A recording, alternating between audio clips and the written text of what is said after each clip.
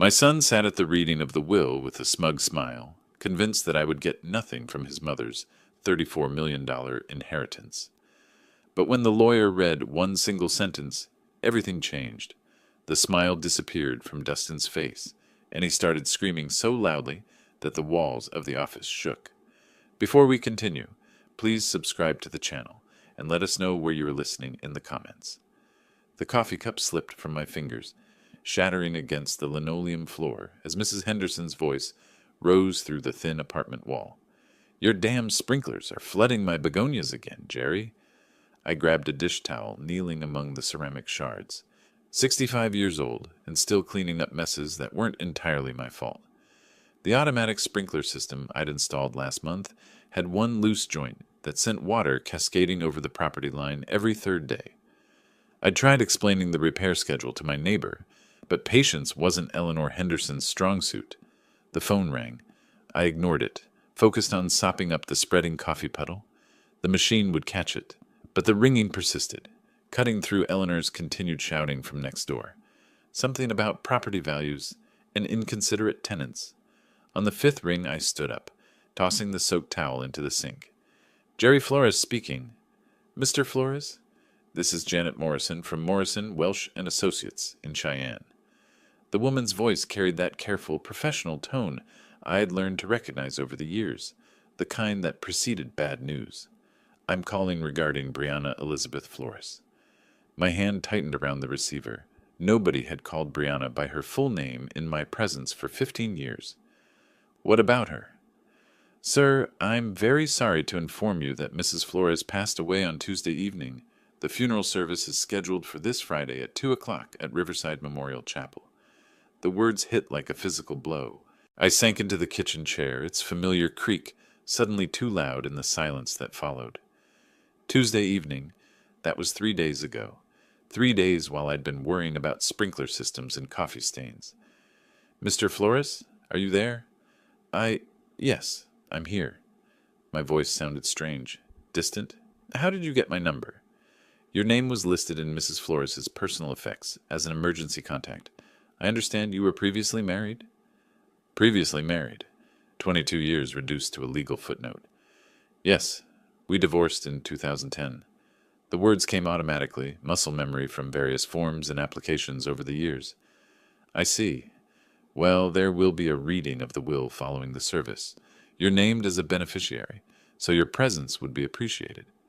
Beneficiary. The word felt foreign, impossible.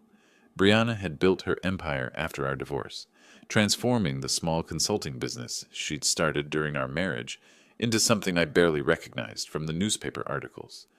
What could she possibly have left me? "Mr. Flores, will you be attending?" Through the kitchen window, I could see Eleanor Henderson examining her waterlogged begonias, hands on her hips in that stance that meant another confrontation was brewing. But her complaints seemed to come from another world now, muffled and insignificant.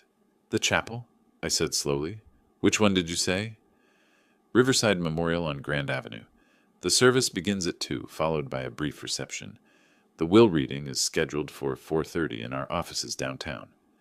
I found myself nodding, though she couldn't see me. "I'll be there." After hanging up, I remained in the chair, staring at the phone as if it might ring again and deliver different news. The coffee stains on the floor had already begun to set, dark rings that would need scrubbing. But I couldn't move, couldn't process the simple fact that Brianna, vibrant, stubborn, impossible Brianna, was gone. The afternoon light slanted through the kitchen window, illuminating dust motes that danced like memories I'd tried so hard to forget.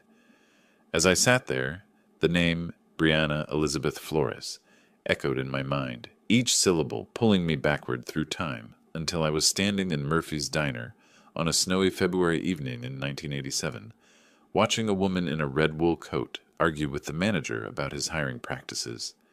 "You're telling me you won't consider female applicants for weekend manager because women can't handle the pressure?" Her voice carried across the nearly empty restaurant, clear and uncompromising. "That's the most ridiculous thing I've heard all week." I'd stopped mid-bite of my apple pie, fork suspended halfway to my mouth. The woman had turned slightly, and I could see her profile. Sharp cheekbones, determined jaw, dark hair that caught the fluorescent light. She was magnificent in her anger, and I found myself hoping the manager would keep arguing just so I could listen to her tear his logic apart. "Ma'am, I didn't mean any offense." "Of course you didn't mean offense. You just meant to discriminate." She pulled a business card from her purse, sliding it across the counter. "When you change your mind about hiring based on qualifications rather than outdated assumptions, call me." The door chimes jingled as she left, and the diner felt smaller somehow, drained of electricity. I watched through the window as she climbed into a blue Honda Civic, noting how she checked her mirrors twice before pulling into traffic. Careful, methodical, but not afraid to fight for what was right. "That one's trouble," the manager muttered loud enough for the whole place to hear. I stood up, leaving a $5 bill next to my half-eaten pie.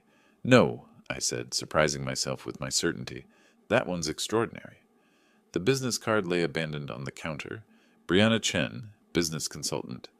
I memorized the phone number before stepping into the February wind. It took me 3 days to work up the courage to call. When I finally did, she answered on the second ring with a brisk, "Brianna Chen, this is Jerry Flores. We haven't met, but I saw you at Murphy's Diner on Friday night." A pause. "The man with the apple pie who defended my honor to the manager? You heard that?" I was getting my gloves from the car. "You left a good tip, too." I could hear the smile in her voice. "So, Jerry Flores, what can I do for you?" "Have dinner with me. Somewhere better than Murphy's." Another pause, longer this time. "Are you asking me on a date, or do you need business consulting?" "Definitely a date. Though if you have any advice about convincing beautiful women to have dinner with strangers, I could use the consultation." She laughed, a real laugh, not the polite sound women sometimes made when men tried to be charming. "Saturday night, Romano's on 3rd Street, 7 o'clock. She wore the same red coat to dinner, but underneath was a black dress that made my pulse race. We talked for 3 hours about everything except business. Her childhood in California, my job at the power plant, our shared love of old movies and newer books. When she laughed at my story about accidentally flooding my apartment while trying to fix a leaky faucet, I knew I was falling. 6 months later, I proposed in that same diner, sliding a ring across the same counter where she'd left her business card. "Marry me, Brianna Chen. Make me the luckiest man in Wyoming." She said yes before I'd finished asking. Our wedding day blazed with September sunshine, the kind of perfect weather that makes promises feel possible. Brianna wore her grandmother's dress, altered to fit her smaller frame, and carried wildflowers we'd picked that morning. My hands shook as I slipped the ring onto her finger. "Forever," she whispered, and I believed her completely. Dustin arrived 2 years later, a squalling, red-faced miracle who transformed our quiet house into something alive with purpose. I remember standing in the hospital room, watching Brianna cradle our son with the same fierce determination she brought to everything else, and thinking that this perfect moment, was all I'd ever need. But even then, holding that perfect baby, I noticed how Brianna's eyes occasionally drifted to the business magazine someone had left on the nightstand. But as Dustin grew from toddler to schoolboy, I began to notice things I'd missed in those first blissful years. When he turned 7, Brianna bought him a computer, not a toy, but a real machine worth more than my monthly salary. "He needs to understand technology," she explained, watching him navigate programs I'd never heard of. "The future belongs to kids who think digitally." I'd suggested teaching him to fish instead. She'd laughed, but not kindly. We'd moved by then to Hillcrest Avenue, a house with 3 bathrooms and a kitchen island bigger than our old apartment. Brianna's consulting firm had landed a contract with a mining consortium, and suddenly we had money for things I'd never imagined needing. A housekeeper came twice a week. Our refrigerator dispensed ice through the door. Dustin's bedroom looked like a toy store. "Isn't this wonderful?" Brianna asked one evening, gesturing at our new dining room with its crystal chandelier and table that seated 12. "We can finally entertain properly." I missed our old kitchen table, scarred from years of Dustin's coloring projects and our late-night conversations. This new table reflected light like a mirror, showing every fingerprint, demanding coasters and placemats. The entertaining started almost immediately. Business associates, potential clients, Other successful couples whose conversations revolved around market share and investment strategies. I'd wear my best shirt and try to contribute, but discussions about hedge funds and corporate restructuring left me feeling like I was speaking a foreign language badly. Jerry works at the power plant, Brianna would explain when someone asked, and I heard something new in her voice, not pride, but an apologetic edge, as if my job required an excuse. Dustin thrived in this new world. At 10, he could discuss computer programming with Brianna's tech-savvy clients. At 12, he was critiquing the wine choices at restaurants I couldn't afford on my own. At 14, he rolled his eyes when I suggested family camping trips, preferring Brianna's business conferences in Denver and Salt Lake City. "Dad doesn't understand," became his favorite phrase, usually delivered with the exasperated sigh of someone far too sophisticated for mundane concerns. The first real fight came on Dustin's 15th birthday. Brianna had planned a party that looked more like a corporate networking event, catered food, hired entertainment, guest list full of business contacts and their children. I'd wanted something simpler, maybe a barbecue in our backyard with his school friends. "This is embarrassing," I told her the night before, watching servers arrange elaborate flower arrangements. "He's 15, not 50. He's growing up in a different world than we did, Jerry." She adjusted a centerpiece with the same precision she brought to contract negotiations. "These connections matter. These relationships will shape his future." "What about just being a kid?" She turned to face me fully, and for a moment I saw something cold in her eyes, calculation where there used to be warmth. "Being just a kid is a luxury we can't afford to give him. The world is competitive. Either we prepare him to win, or we prepare him to lose." I thought about my own 15th birthday, fishing with my father, a homemade cake, presents wrapped in newspaper comics. It had been perfect in its simplicity. The party was a success by Brianna's standards. Dustin charmed the adults, networked with their children, received gifts that spoke of serious money, laptop computers, designer clothes, a mountain bike worth more than some cars. But I caught him once, standing alone by the pool, looking lost among all the sophisticated celebration. "You okay, buddy?" I asked. He straightened quickly, slipping back into the persona Brianna had helped him craft. "Of course. Why wouldn't I be?" But for just a moment, I'd seen the confused little boy underneath all that premature sophistication, and it broke my heart. That party marked the beginning of the end, though I didn't recognize it then.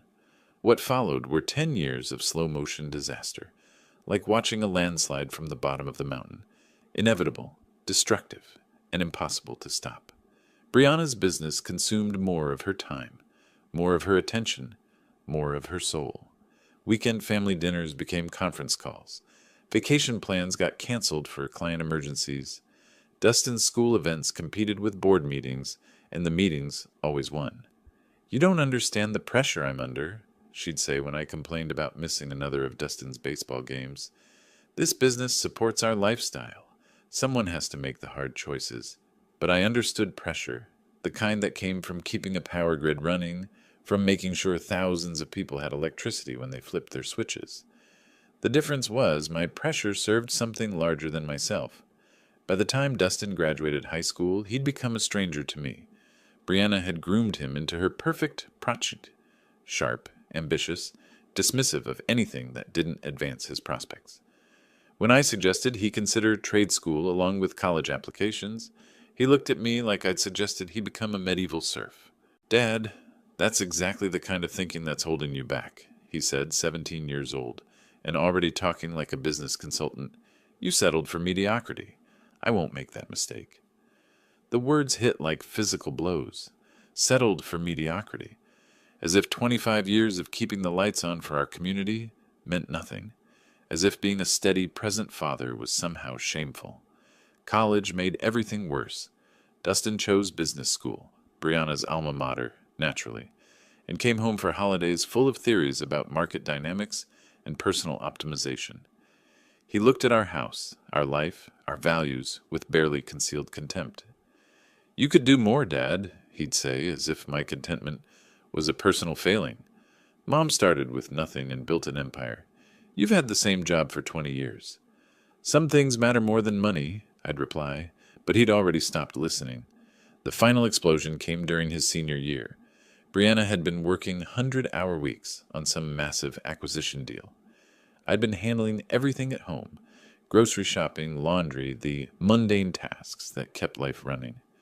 When she missed Dustin's graduation because of a client crisis, I finally said what had been building for years. "This is enough, Brianna. Family has to come first sometimes." She stood in our kitchen, that crystal and granite shrine to success, still wearing her business suit at midnight, checking emails on her phone. "Don't you dare lecture me about priorities. Everything we have, everything Dustin's accomplished, exists because of my work. What about everything we've lost? Like what?" She finally looked up from her phone, genuinely puzzled. "Like us. Like being a family instead of a corporation." She stared at me for a long moment, and I saw my answer in her eyes before she spoke. "We weren't a family anymore. We were a business arrangement that had outlived its usefulness. Maybe it's time we stopped pretending this is working," she said quietly. The divorce took 6 months. Brianna's lawyers were efficient, professional, devastating. I got the house on Maple Street, our old starter home that she'd kept as rental property, and enough money to live modestly. She got everything else, including Dustin's unquestioned loyalty.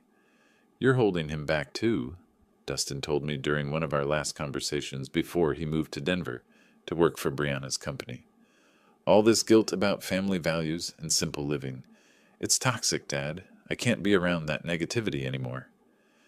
I sat alone in my empty house afterward, surrounded by boxes of memories from a life that apparently meant nothing to the people I'd loved most. Now, 15 years later, the afternoon light was fading outside my apartment window.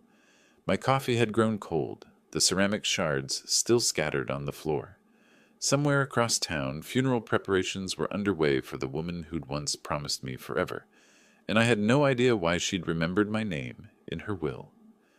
The 3 days between Janet Morrison's call and the funeral had passed in a strange, suspended state. I'd cleaned my apartment twice, pressed my one good suit, and rehearsed conversations that would never happen.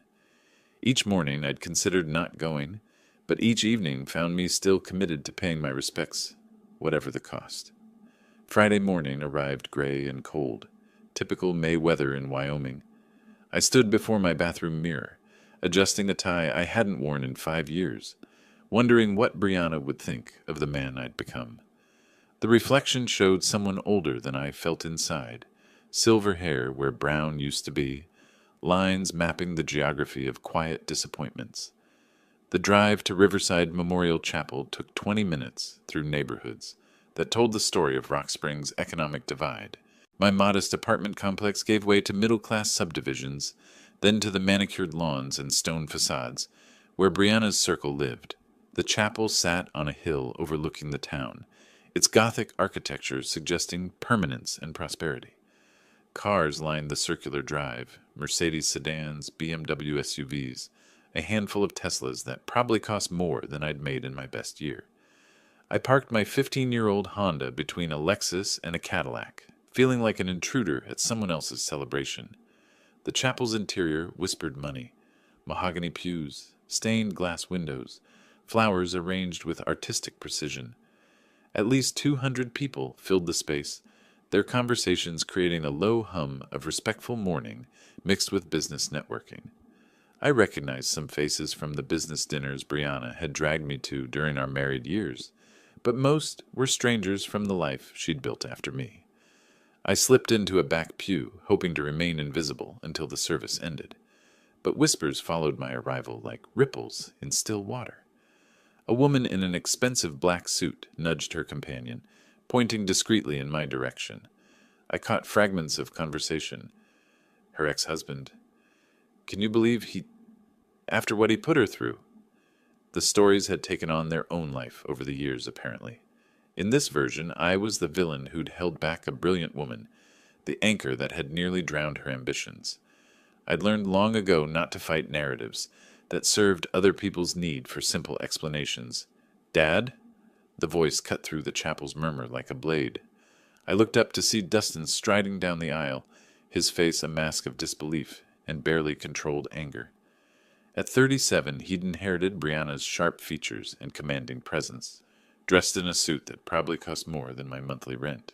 Success radiated from him like heat from pavement. Expensive watch, perfect haircut, the confident posture of someone who'd never doubted his place in the world. "What are you doing here?" His voice carried across the chapel, turning heads and silencing conversations. I stood slowly, meeting his gaze.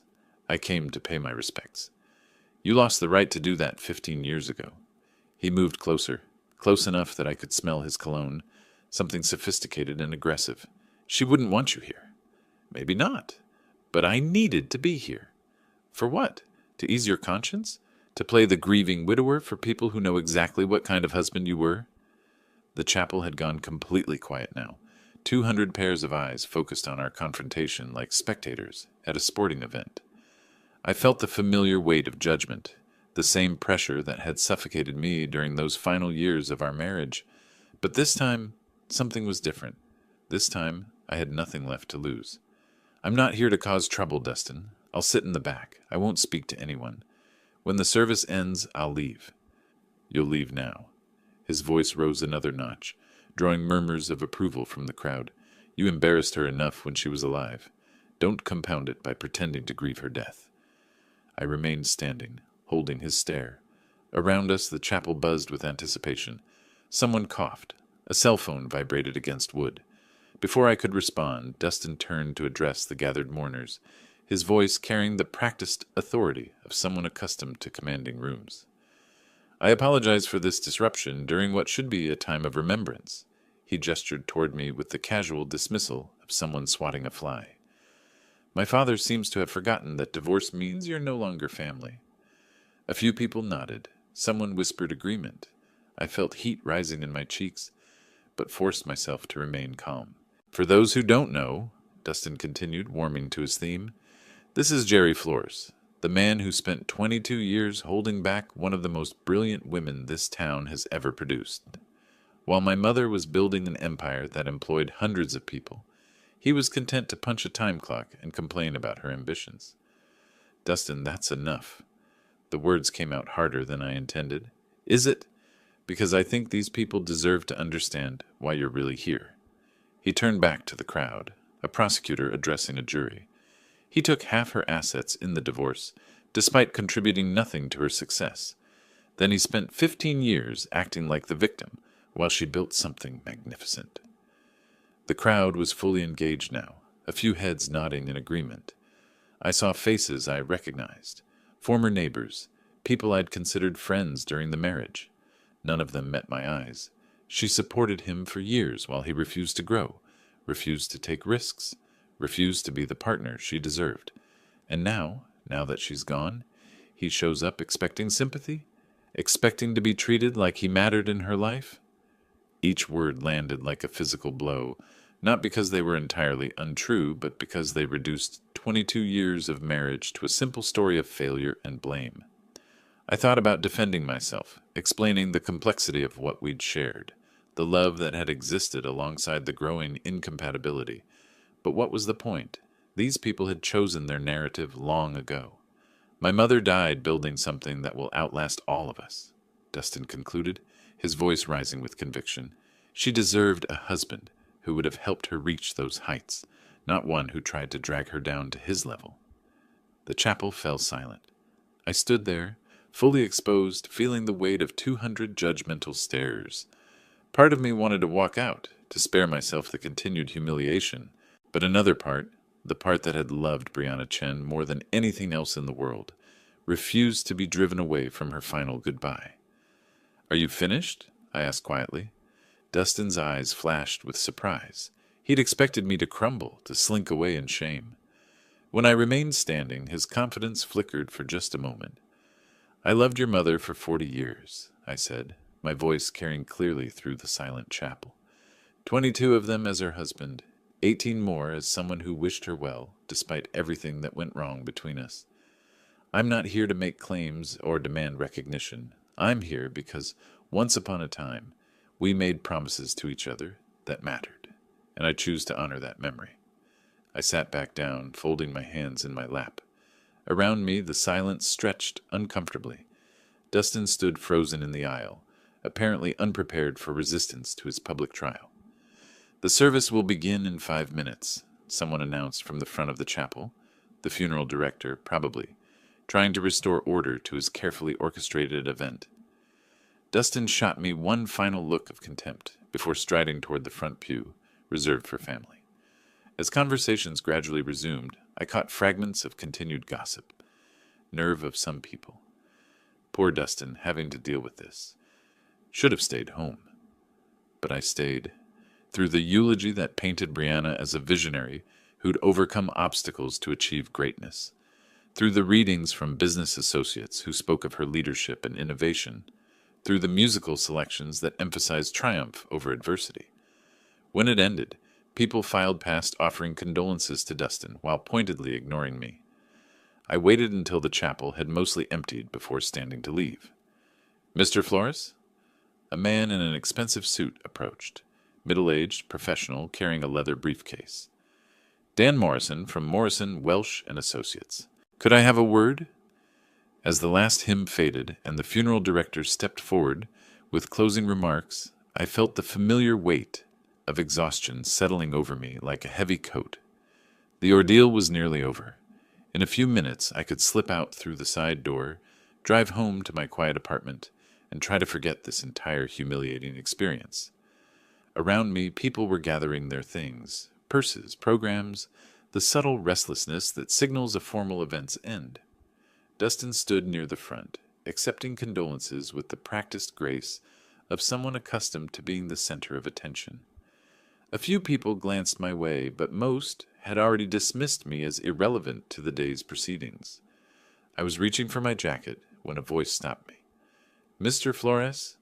Dan Morrison approached with measured steps, his expensive suit impeccable despite the long ceremony.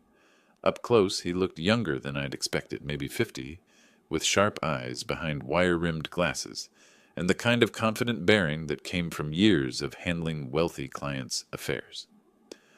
"I'm sorry for your loss," he said, extending his hand. "Dan Morrison, Morrison, Welsh and Associates. We spoke briefly after the service. Thank you." I shook his hand, noting the firm grip and direct gaze. "The service was very nice. Brianna would have appreciated it." "Indeed. She was quite specific about her final arrangements." He paused, glancing around the emptying chapel. "I wonder if I might have a word with you and Dustin. There are some matters we need to discuss regarding Mrs. Flores's estate." Before I could respond, Dustin appeared at my shoulder, his expression shifting from practiced grief to alert interest. "Dan! Finally! I was wondering when we'd handle the business side of things." "Of course, Dustin. These matters require careful attention." Dan's voice carried the measured tone of someone accustomed to delivering important news. "I'd like both of you to come to my office for the reading of your mother's will." "Both of us?" Dustin's eyebrows rose. "Is that necessary? I mean, he's not." He gestured vaguely in my direction. "Your father is specifically named in the will, Dustin. His presence is required by law." I felt a flutter of surprise. Named in the will? That seemed unlikely, given everything that had passed between Brianna and me. More likely some minor formality, perhaps forgiving an old debt, or confirming that I had no claim to her estate. "I don't think that's necessary," I said quietly. "I'm sure it's just a formality. You don't need me there." Dan's eyes met mine directly. "I'm afraid I do, Mr. Flores. Mrs. Flores was very specific about who should be present for the reading, but both you and Dustin must be there." Something in his tone suggested this wasn't negotiable. Dustin looked annoyed, but shrugged with the casual confidence of someone who knew he had nothing to worry about. "Fine, let's get this over with." He turned to me with barely concealed impatience. "Try not to make this more difficult than it needs to be." The walk to Dan's office took us 3 blocks through downtown Rock Springs, past buildings that had watched the town's fortunes rise and fall with the energy industry. Dan maintained professional small talk, comments about the weather, the turnout at the service, carefully neutral observations that revealed nothing about what awaited us. His office occupied the top floor of a restored Victorian house, all dark wood and leather-bound books that spoke of established success. Certificates and diplomas lined the walls, interrupted by photographs of Dan with various local dignitaries and business leaders. It was exactly the kind of place Brianna would have chosen. Prestigious, but not ostentatious. Successful, but respectful of tradition. Please have a seat. Dan gestured toward two leather chairs positioned in front of his mahogany desk. Dustin claimed the chair closest to Dan, leaving me the one slightly to the side, which felt appropriate given my peripheral status in these proceedings. Dan settled behind his desk and opened a thick file folder, extracting several legal documents with the careful precision of someone who'd performed this ritual countless times. The afternoon light slanted through tall windows, illuminating dust motes that danced like tiny spirits in the suddenly quiet room. Before we begin, Dan said, adjusting his glasses, I want to express my condolences again. Brianna was not only a valued client, but someone I considered a friend. Her loss is deeply felt by everyone who knew her. Dustin nodded solemnly. I remained silent, unsure what response was expected from someone whose relationship with the deceased was so complicated.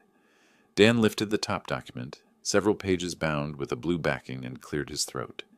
This is the last will and testament of Brianna Elizabeth Flores, executed on March 15, 2024, and properly witnessed according to Wyoming state law.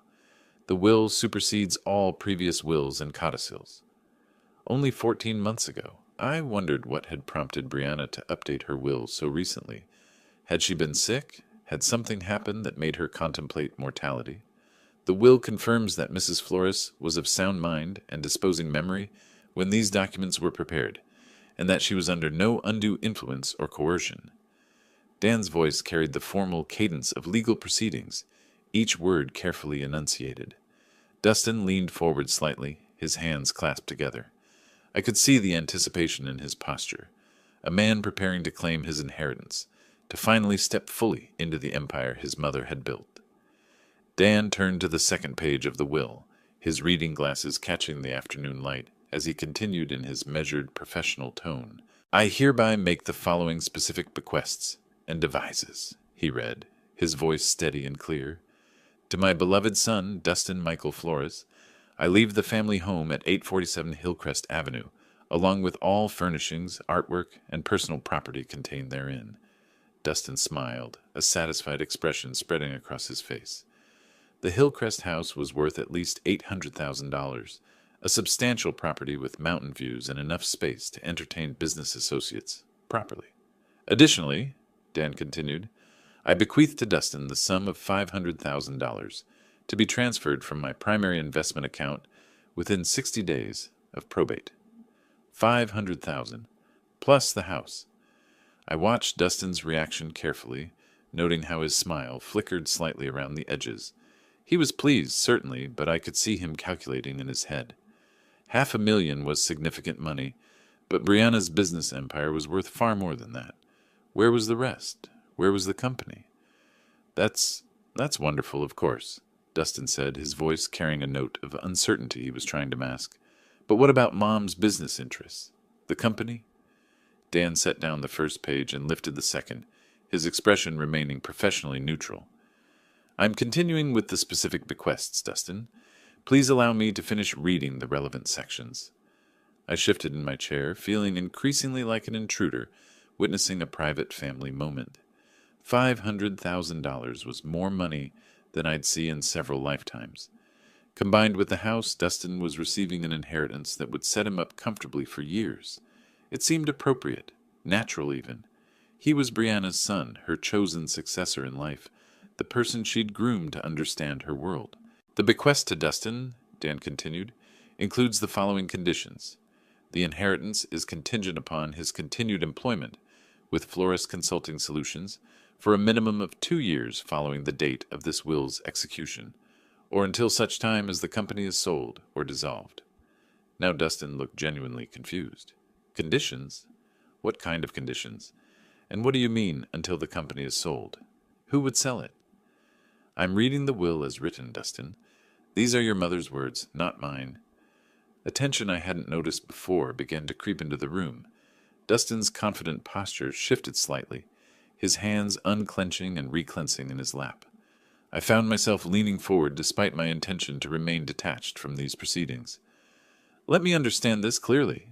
Dustin said, his voice taking on an edge I recognized from our confrontation at the chapel.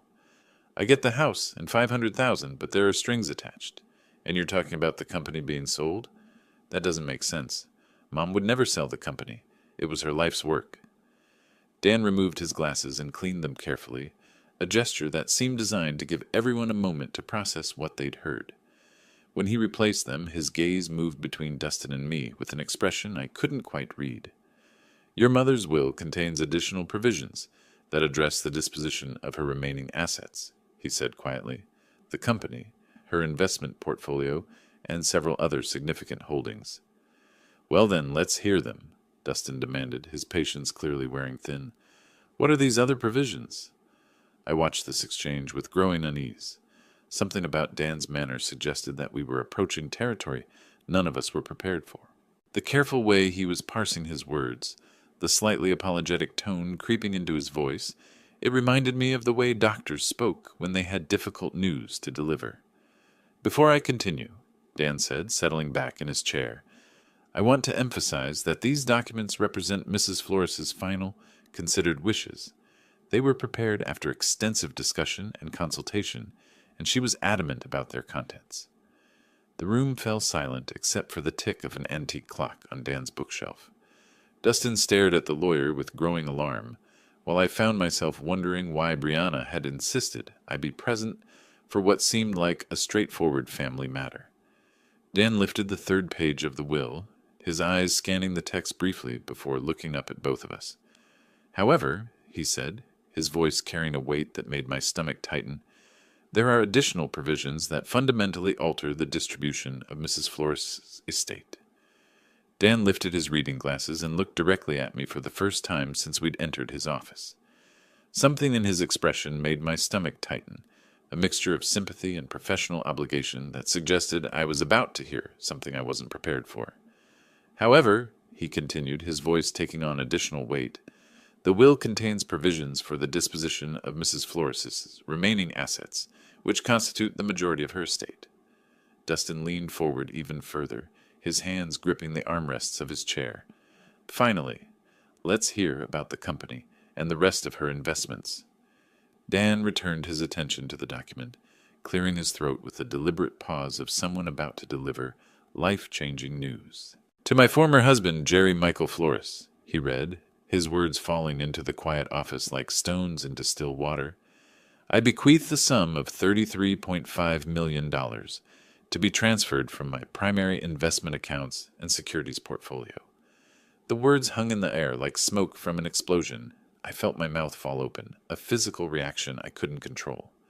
$33.5 million. The number was so large it didn't seem real. Didn't seem to apply to someone like me sitting in a lawyer's office in Rock Springs, Wyoming. There must be some mistake, I managed to say, my voice sounding strange and distant. Did you say 33 million? 33.5 million, yes. Dan's tone remained professionally neutral, but I caught something in his eyes. Not surprise, but the careful observation of someone watching expected chaos unfold. Dustin's face had gone completely white, then flushed red, as if his blood couldn't decide which direction to flow. What did you just say? Additionally, Dan continued reading, apparently determined to deliver the complete bombshell, I transferred to Jerry Flores, controlling interest in Flores Consulting Solutions, including all subsidiary companies, real estate holdings, and business assets. This transfer includes 65% ownership of all corporate entities and appointment as chairman of the board of directors. I couldn't breathe. The room seemed to tilt sideways, as if the laws of physics had suddenly changed their minds about how the world should work. Controlling interest in Brianna's company, the empire I'd watched her build from nothing, the business that had eventually consumed our marriage, the source of wealth that had made me feel so inadequate. She was giving it all to me. This can't be right. My voice came out as barely a whisper. There has to be some error in the documentation. I assure you, Mr. Flores, there is no error. Dan removed his glasses again, cleaning them with methodical precision. These documents were prepared under Mrs. Flores's direct supervision. She reviewed every word multiple times and confirmed these were her exact wishes.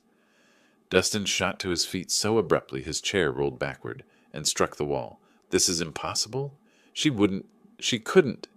He turned to stare at me with an expression of pure disbelief, mixed with something darker. What did you do? How did you manipulate her?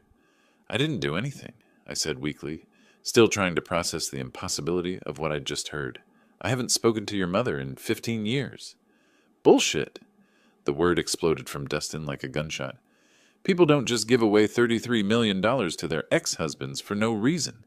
You must have gotten to her somehow. Convinced her when she was sick, when she wasn't thinking clearly. Dan's voice cut through Dustin's rising hysteria with professional authority.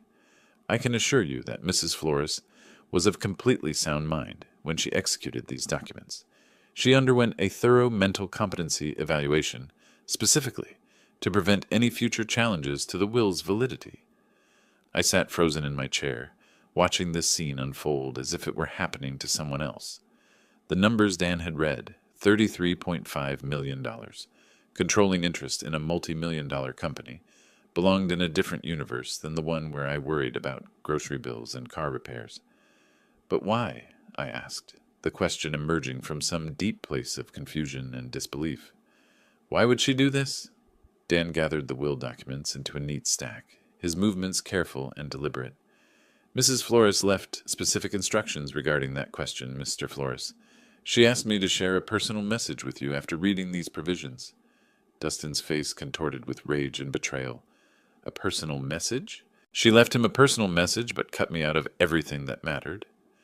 You received a substantial inheritance, Dustin, Dan replied calmly. $500,000 in a valuable property represent more wealth than most people see in their lifetimes. Compared to what he's getting, Dustin pointed at me with a shaking finger, you're talking about hundreds of millions in total assets. The company alone is worth more than everything else combined. The room pulsed with tension so thick I could taste it. Somewhere in the back of my mind, I realized that my entire life had just changed in ways I couldn't begin to comprehend. But all I could focus on was the impossible fact that Brianna, stubborn, ambitious Brianna who had grown to resent everything I represented, had somehow decided to give me everything she'd built. That's when Dustin completely lost control. "This is fraud!" he screamed, his voice cracking with rage. "Criminal fraud! She was manipulated, coerced, mentally compromised." He whirled toward me, his face twisted with fury and disbelief. "You did something to her. There's no other explanation." I shrank back in my chair, overwhelmed by the violence of his reaction. "Dustin, I swear to you, I had no contact with your mother. I didn't even know she was sick." "Liar!" He slammed his palm against Dan's desk, sending papers scattering. "Nobody gives away everything they've built to someone who abandoned their family. Someone who couldn't even be bothered to call when she was dying." "She didn't abandon anyone," I said quietly, finding some small reserve of strength. "Our marriage ended, but that doesn't mean—" "It means exactly that." Dustin's voice rose to a near shriek. "You walked away from us. You took your pathetic settlement and disappeared into your pathetic little life while she built an empire. And now you want me to believe she just decided to hand it all over to you?" Dan's voice cut through the chaos with professional authority.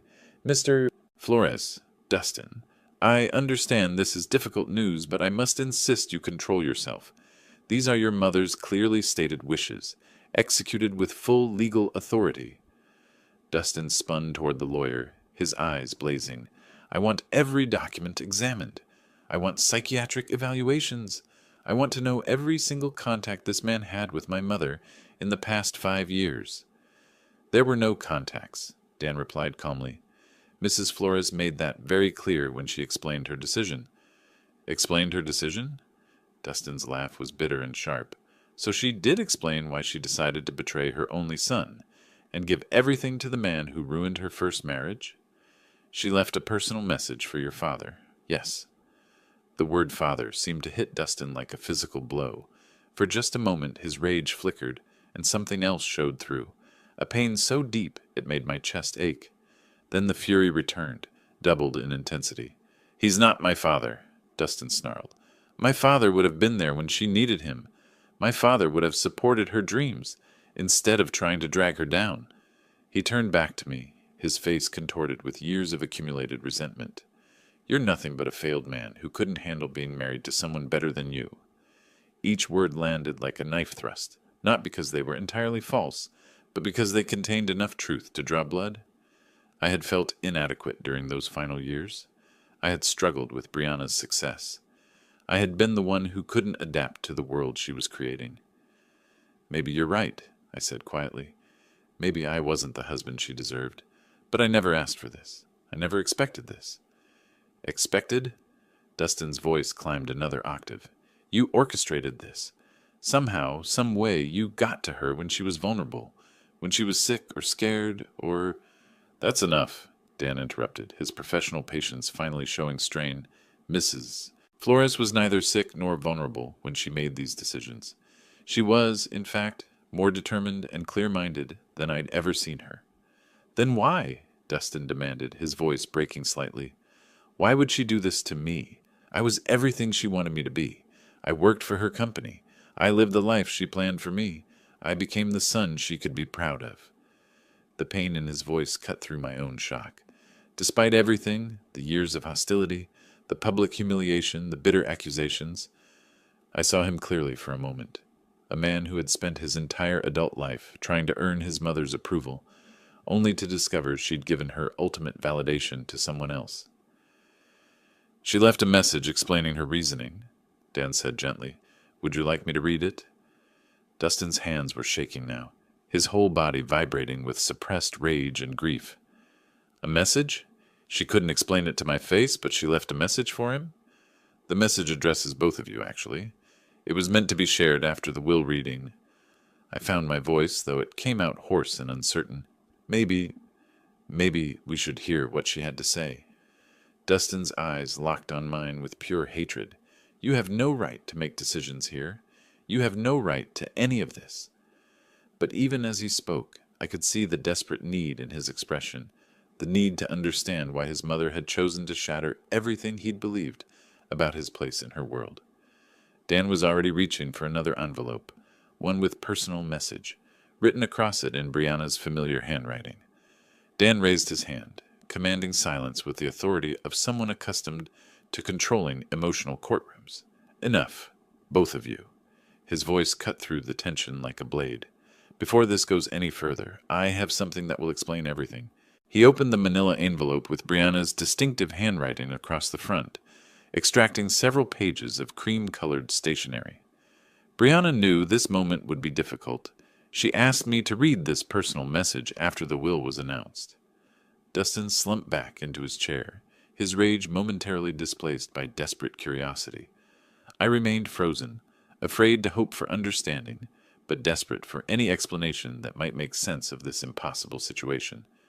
Dan cleared his throat and began reading in Brianna's own words. My dearest Jerry, if you're hearing this, it means I'm gone, and you're probably sitting in Dan's office, wondering if the entire world has lost its mind.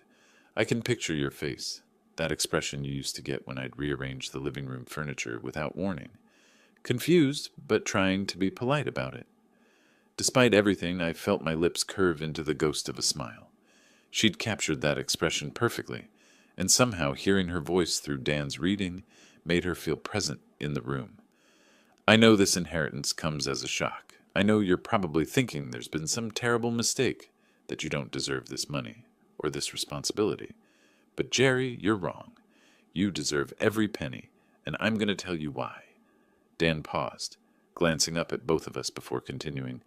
I never stopped loving you. Not during our worst fights. Not during the divorce proceedings. Not during these 15 years of stubborn silence. I was angry with you for not understanding my ambitions, but I was angrier with myself for choosing those ambitions over our marriage. You tried to save us, Jerry. You begged me to find balance, to remember what mattered. I was too proud and too afraid to listen. The words hit me like physical blows. I felt tears starting, hot and unexpected, as decades of guilt and regret crystallized into this moment of impossible absolution. Dustin, the message continued, and I saw my son's head snap up at hearing his name. My beautiful, brilliant boy. I know you're furious right now, probably convinced your father somehow manipulated me. But, sweetheart, you're not ready for this inheritance. Not yet. Dustin's face went white, then red, cycling through emotions too quickly to track. You've lived your entire adult life in the shadow of my success, accepting the benefits without understanding the responsibility. You've never had to build something from nothing, never had to make the hard choices that wealth requires. More importantly, you've spent 15 years hating a good man for crimes he never committed. That's not true, Dustin whispered, but his voice lacked conviction. Dan continued reading. Jerry taught me about character, about integrity, about the kind of strength that doesn't need to prove itself through cruelty or judgment. I forgot those lessons when I chose money over marriage, business over love, but I never forgot the man who taught them to me.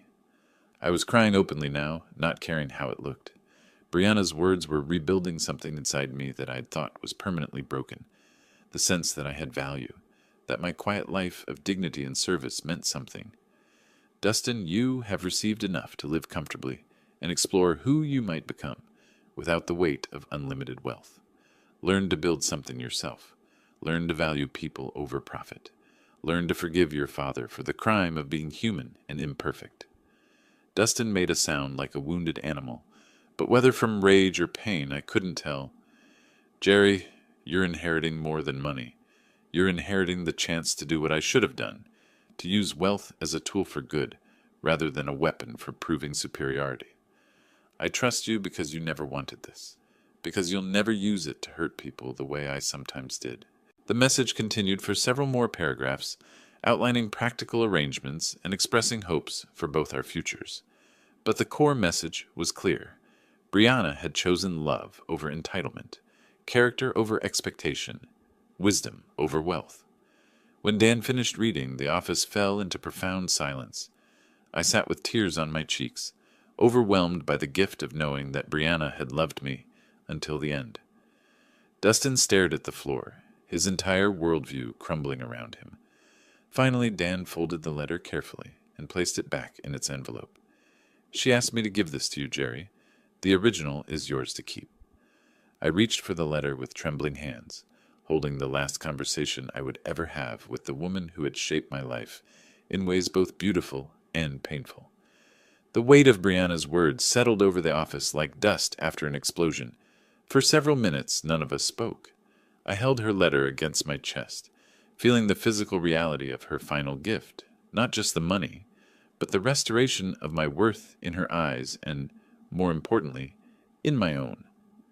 Dustin was the first to break the silence. This isn't over, he said quietly, but the fire had gone out of his voice. I can contest this. Mental incapacity, undue influence, fraud. There are ways to challenge a will. I looked at him, really looked at him, for the first time since we'd entered Dan's office. I saw a man who had spent his entire life expecting the world to bend to his wishes, who had never learned that love couldn't be inherited or demanded, only earned. You could try, I said gently. But your mother was right, Dustin. You're not ready for this responsibility. And you are? His laugh was bitter, hollow. You're a nobody, Dad. A retired power plant worker with no business experience, no connections, no understanding of what it takes to run a company worth hundreds of millions. For a moment, the old Jerry, the one who had felt inadequate for 22 years, wanted to agree with him. But Brianna's words echoed in my mind. You deserve every penny. Maybe you're right, I said, standing up slowly. Maybe I don't know anything about running a business empire, but I know something your mother valued more than business expertise. What's that? I know the difference between serving others and serving myself. Dustin's face twisted with a final flash of rage. This is insane. She was sick. She was old. She wasn't thinking clearly. Dan's voice cut through the outburst with professional finality. Your mother was 62 years old and in perfect mental health when she executed these documents. She underwent extensive psychological evaluation specifically to prevent the kind of challenges you're threatening. Then why? Dustin's voice cracked like a teenager's. Why would she do this to me? I felt a surge of unexpected compassion for this angry man who was, despite everything, still my son. She didn't do it to you, Dustin. She did it for you. She gave you a chance to discover who you are when you're not living in the shadow of unlimited wealth. I don't want that chance. The words exploded from him with the force of 15 years of entitlement and expectation. I want what's rightfully mine. What's rightfully yours, I said quietly, is $500,000 and a house worth nearly $1 million. That's more than most people see in a lifetime. What you think you deserved was never really yours to begin with. Dustin stared at me for a long moment, and I saw him realize that something fundamental had changed. The man he'd publicly humiliated that morning, the father he'd dismissed as a failure, was no longer asking for his approval or understanding. "You think you've won?" he said, gathering his coat with shaking hands. "You think this makes you some kind of hero?" "No," I replied, and I felt the truth of it in my bones. "I think it makes me responsible." He stood at the office door for a moment, seeming smaller than when he'd entered. "This isn't finished." "Yes, it is," I said gently. "This finished the moment your mother made her choice. The only question now is what you do with the life she's given you."